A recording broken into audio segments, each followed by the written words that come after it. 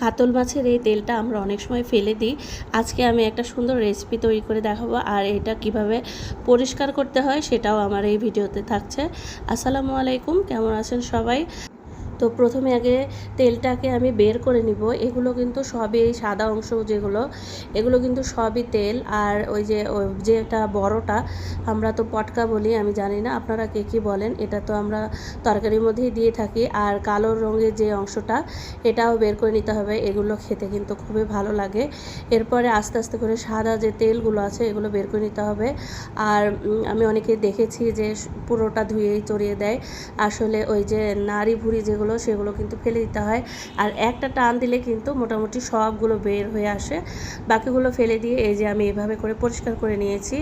এরপরে কড়াইতে একটু তেল দিয়ে এখানে পাঁচফোড়ন দিয়ে দিয়েছি। আগে পাঁচফোড়নটা দিলে এই তেল থেকে কোনো ব্যাড স্মেলটা আসবে না। পাঁচফোড়নটা দিলে অনেক বেশি মানে সুন্দর একটা ফ্লেভার আসে, খেতেও ভালো লাগে।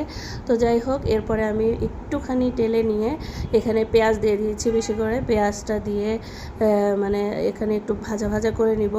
আর সবার আগে বলে নিই, এই রান্নাতে কিন্তু তেল অল্প দিতে হবে। আমার একটু বেশি হয়ে গিয়েছিল, কারণ ওইগুলো মাছের সব কিছুই কিন্তু তেলই ছিল, অনেকটা তেল বের হয়। তো এরপরে একটু আদা পেঁয়াজ রসুন বাটা দিয়ে হালকা করে কষিয়ে নিয়ে একটু পানি দিয়ে দিয়েছি। আর মশলাটা একটু সামান্য বেশি দিবেন, আর ঝালের পরিমাণটা একটু বেশি দিবেন।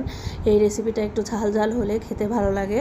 এরপরে আমি একে একে সব রকম মশলা দিয়ে দিয়েছি। জিরার গুঁড়া, ধনিয়ার গুঁড়া, লবণ, হলুদ, তারপরে শুকনো মরিচের গুঁড়া, সব কিছু অ্যাজ ইউজুয়ালি আমরা যেরকম মানে মাছ রান্না করি ঠিক সেই রকমভাবেই সব মশলাই দিয়ে দিতে হবে এখানে। আর এই রেসিপিটা কিন্তু আপনারা যেদিন মাছ কিনে আনবেন ঠিক সেদিনই করবেন।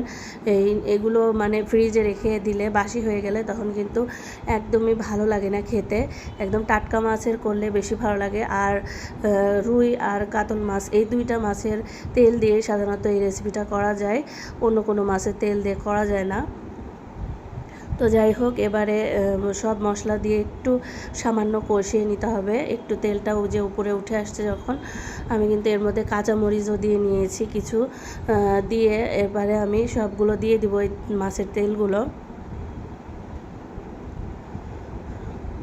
দিয়ে খুব মানে অল্প হিটে এগুলো একটু মানে কষিয়ে নিতে হবে। আর এরপরে কিন্তু আমি একদমই পানি দিচ্ছি না, পানি ছাড়াই কিন্তু কষিয়ে নিব হালকাভাবে।